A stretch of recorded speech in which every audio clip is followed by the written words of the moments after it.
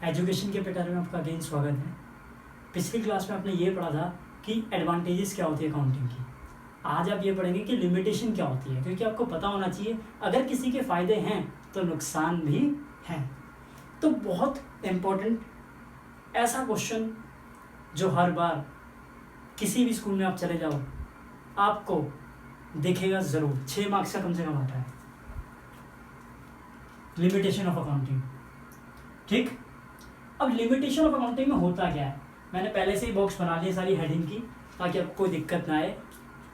देखिए एक एक करके पढ़ेंगे लिमिटेशन क्या कौन कौन सी होती है। Accounting is not fully exact. सबसे पहली हेडिंग हमने पढ़ी कि अकाउंटिंग जो है पूरी तरीके से सही नहीं है। इसका मतलब क्या है, अकाउंटिंग पूरी तरीके से सही नहीं है। अब आप बोलोगे कैसे सही नहीं है, अब उसके पीछे क्या है मैं बताऊंगा रीज़न। आपको ये पता है कि आप अकाउंट्स के अंदर आपकी जितनी भी ट्रांजैक्शन है उसको रिकॉर्ड करते हो, और जैसे भी कोई भी चीज़ खरीदते हो बेचते हो सब कुछ डेटा रिकॉर्ड करते हो एविडेंस के तौर पे। सबकी कैश एसेट्स वगैरह होती हैं, इनवॉइस नंबर होता है, सब पता है। लेकिन कुछ ऐसी भी चीज़ें होती हैं जो हमें एस्टिमेट करनी होती है। एस्टिमेट का मतलब होता है अनुमान लगाना होता है। आप बोल सकते हो जैसे मान लो मैंने अपने बिजनेस में एक एसेट्स बोल सकते हो, मशीन मतलब एक ही है। आगे बढ़ोगे एसेट्स के बारे में बहुत सारी एसेट्स टाइप की होती है चैप्टर नंबर 2 में। फिलहाल मैं आपको एक बोलता हूँ, एक मशीन मैंने ऑर्डर करी। ठीक है, मैं किसी चीज़ का बिजनेस करता हूँ कपड़ों का, तो मैंने कपड़े की मशीन ऑर्डर करी भाई। अब मैंने एस्टिमेट लगाया मेरी जो मशीन मैं लाया हूँ वो 10 साल तक चल जाएगी भाई मेरे से। जब मैं 10 साल तक उसे चलाऊँगा, जब मैं कोई चीज़ यूज़ करता हूँ ना तो यूज़ करने के इसके साथ साथ ही उसकी वैल्यू ना कम भी हो जाती है। जो भी आप चीज़ खरीदते हो, मोबाइल ले लो, कोई भी चीज़ खरीदो आप, जब आप उसको यूज़ करते हो तो उसकी वैल्यू जो होती है ना, कॉस्ट जो होती है कम होती रहती है। उसे हम क्या बोलते हैं अकाउंट्स की लैंग्वेज में, डेप्रिसिएशन। तो अकाउंट क्या करती है कि भाई डैप तो लगता रहता है। जैसे मान लो मैंने एज्यूम किया, ठीक है, मैंने एस्टिमेट किया 10 साल चलेगी, इसका मतलब मैं हर साल 1-1 लाख का डैप लगाता रहूँ। ठीक है, 1 लाख 10 लाख की मशीन थी, 10 साल चलेगी। ठीक, 10 लाख की मशीन थी और 10 साल चलेगी, मैंने एस्टिमेट लगाया। अब जब एस्टिमेट लगाया तो ये तो फुल्ली एग्जैक्ट थोड़ी हुआ। ज़रूरी वही है कि 10 साल ही चलेगी, क्या पता वो 8 साल चले, क्या पता 5 साल में जवाब दे दे। नहीं भैया, खत्म।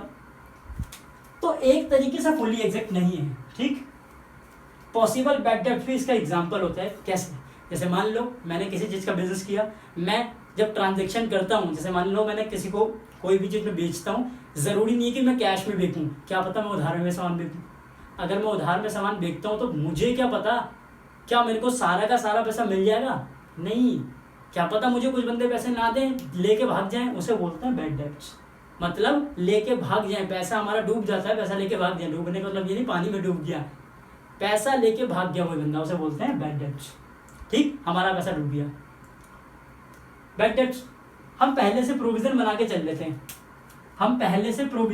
चलते हैं फॉर डाउटफुल डेब्ट्स। इसके बारे में भी आगे बढ़ोगे फाइनेंशियल स्टेटमेंट के अंदर बहुत सारा कुछ, अभी हल्का सा पढ़ लो क्या होता है उसका मतलब।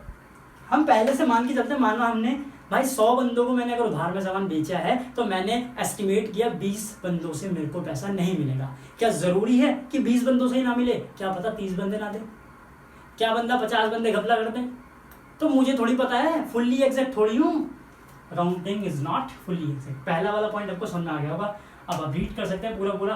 कुछ चीज़ें हम एस्टिमेट भी करते हैं प्रॉफिट को निकालने के लिए, असर्टेनिंग प्रॉफिट और लॉस। एग्जाम्पल प्रोवाइड करते हैं क्या, dep on the basis of estimated useful life of an assets. जो भी है हमारी जो एसेट्स है कितना चलेगी, कितना मशीन चलेगी, उसके लिए यूज़ करने के लिए जो डैप लगाते हैं, बता दिया ना। पॉसिबल बैड डेब्ट बता दिया। अब आती second, accounting ignores the qualitative element. देखो अकाउंटिंग जो है ना इग्नोर कर देती है क्वालिटी को। अब चाहे वो स्टाफ की क्वालिटी हो, चाहे मेंबर की क्वालिटी हो, चाहे रिलेशन हो पब्लिक का, वो सब कुछ इग्नोर कर देती है, जो कि क्या है लिमिटेशन। उसे सिर्फ फाइनेंशियल ट्रांजैक्शन से मतलब है, मॉनिटरी टर्म्स को देखती है और सबको इग्नोर, खत्म। मेरे को नहीं देखना, किसी से मतलब नहीं है। तो ये भी एक तरीके से क्या है, लिमिटेशन है। मॉनिटरी मैटर्स को देखती है बस। मॉनिटरी का मतलब होता है सिर्फ फाइनेंशियल ट्रांजैक्शन से रिलेटेड, क्वालिटी नहीं देखेगी, चाहे वो स्टाफ की हो, पब्लिक का रिलेशन हो, इन सब चीज़ों को इग्नोर, जो कि लिमिटेशन में आ जाता है। थर्ड नंबर पे कौन सी है, accounting ignores the price level changes. बहुत इंपॉर्टेंट, अकाउंटिंग जो है इग्नोर कर देती है प्राइस लेवल चेंजेस को। उतार चढ़ाव होते रहते ना, होते हैं नहीं होते, उतार चढ़ाव। कहने का मतलब सुनो ध्यान से, मैंने कोई चीज़ ऑर्डर करी, मैं कोई बिजनेस चलाता हूँ, ठीक, मेरे पास मैंने जो मशीन खरीदी थी या मैं जिस चीज़ का भी बिजनेस कर रहा हूँ, मैंने जिस दिन वो मशीन खरीदी मेरे को उसकी कॉस्ट से मतलब होता है। अब उसकी कॉस्ट कितनी भी हो जाए मुझे उससे कोई लेना देना नहीं। ये एक तरीके से लिमिटेशन है भैया। अब उसकी कॉस्ट बढ़ भी सकती है, कम भी हो सकती है, तो आप उस कॉस्ट को क्यों बताते हो जो आपको पड़ी थी, यानी कि आप हिस्टोरिकल कॉस्ट से क्यों मतलब डिफाइन करते हो कि हिस्टोरिकल कॉस्ट से मतलब रखूँगा। तो ये भी एक तरीके से क्या हो गई लिमिटेशन। देखो, accounting statements are prepared at historical cost, ठीक है, जो मैंने अभी आपको बताया। व्हाइल प्रिपेयरिंग फाइनेंशियल स्टेटमेंट का अलग से एक चैप्टर है, आगे पढ़ोगे। Accounting information will not show true financial results, बिल्कुल सही बात है, सही तरीके से रिजल्ट नहीं हो पाएगा अगर इस तरीके से चलता रहा तो, ठीक। और कोई लिमिटेशन, हाँ जी, एक और देखते हैं। Accounting may lack to window dressing. देखो, विंडो ड्रेसिंग का मतलब होता है, बहुत इंपॉर्टेंट पॉइंट है, लोग दिखावा करना। कुछ बिजनेस वाले ऐसे भी होते हैं, होते कुछ नहीं है लेकिन बोलेंगे नहीं जी हम तो बहुत ऊपर हैं, हमारी बिजनेस इतना ग्रो कर रहा है, कुछ कहने की हद नहीं। आप देख लो, हमारे लेबरों को 10-10 हज़ार की सैलरियाँ मिलती रहती हैं, उससे ऊपर बंदों को 15-15 हज़ार के सैलरी चेक मिलते रहते हैं, वाउचर में अपने आप ही साइन कर देंगे, फेक सही करते रहते पकड़े जाते हैं। ये होता है लोग दिखावा करना, होते कुछ नहीं है एक्चुअल में, दिखाएंगे हम तो बहुत कुछ है, ठीक। इसके अंदर ये कुछ लिखा हुआ है, देखिए। The term window dressing means manipulating करना, वही जोड़ तोड़, ठीक है, ऑफ अकाउंट को गलत तरीके से दिखाते हैं। देखो, छुपाते हैं सारी जो रियल फैक्ट है उन चीज़ों को छुपाते हैं। प्रेजेंट में क्या, प्रेजेंट में ना वो अपनी फाइनेंशियल स्टेटमेंट पोजीशन को ना बढ़ा के दिखाते हैं बिल्कुल कि बहुत अच्छी है हमारी, बेटर पोजीशन है। Then what it actually is, actual में क्या होते हैं, कुछ भी नहीं। अब इससे क्या होगा, इनकम स्टेटमेंट में फर्क पड़ेगा, यानी कि जब प्रॉफिट निकालोगे वो भी गलत आएगा, फाइनेंशियल पोजीशन जब निकालोगे वो भी गलत आएगी बैलेंस शीट की। देखो, रिजल्ट इन फाइनेंशियल पोजीशन क्या हो जाएगी, फेल्ड लिखा हुआ ना, प्रोवाइड टू बी, ट्रू नहीं निकलेगी कभी, वो तो है। जब भाई तुम धोखाधड़ी करोगे तो यही होगा, होता है, बहुत जगह होता है ऐसे, आप देख सकते हैं। लिमिटेशन में हो गया। अब आता है accounting does not indicate the realisable value. Last point है, बहुत इंपॉर्टेंट है। अकाउंटिंग जो होती है रियलाइजेबल वैल्यू को शो ही नहीं करती। अब आप बोलोगे रियलाइजेबल वैल्यू क्या होती है, देखो रियलाइजेबल वैल्यू का मतलब होता है जब आप किसी मशीन को बेचते हो, कोई भी एसेट्स बेचते हो, एसेट्स को बेचने से जो पैसा रिसीव होता है उसे बोलते हैं रियलाइजेबल वैल्यू। क्या बोलते हैं, रियलाइजेबल वैल्यू।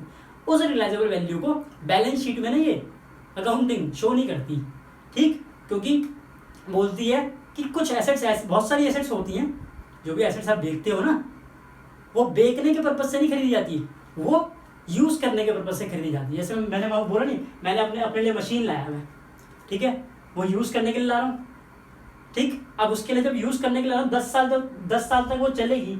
10 साल के बाद जब वो उसकी वैल्यू रह जाएगी कुछ बिजनेस के, उससे तो वो निल है, क्योंकि उसमें हमने बोला 1-1 लाख रुपए बार बार माइनस करता रहूँगा। क्योंकि क्या होता है, जब हम कोई चीज़ यूज़ करते हैं तो उसकी वैल्यू कम होती रहती है, लेकिन उसके बाद जब लास्ट में वो कबाड़ में बिकती है तो कुछ ना कुछ तो अमाउंट मिलेगा, उस अमाउंट को ये दिखाती नहीं बैलेंस शीट में। देखो वही बोला हुआ है, कहाँ थे हम, accounting does not indicate the realisable value. The balance sheet does not show the amount of cash which the firm may realize by the sale of all the assets, सारी assets। जब भी कोई assets हमें पता है कि यार हमारी assets इतने साल तक चलेगी, चलाया, बेच दिया, बाद में जो लास्ट में बची इसको फिर नहीं लिया, फिर उसको चलाया 10 साल, फिर बेच दिया, लेकिन उसका अमाउंट आप दिखा नहीं रहे, वो एक लिमिटेशन है। उसका अमाउंट आप बैलेंस शीट में नहीं दिखाते। Many assets are not meant to be sold, use करने के पर्पज से होती है, यूज़ करोगे तो डैप भी लगेगा, जाहिर सी बात है, तो ये लेस करते रहते हैं डैप वगैरह। तो यही चीज़ क्या थी, लिमिटेशन ऑफ अकाउंटिंग। टोटल 5 थी।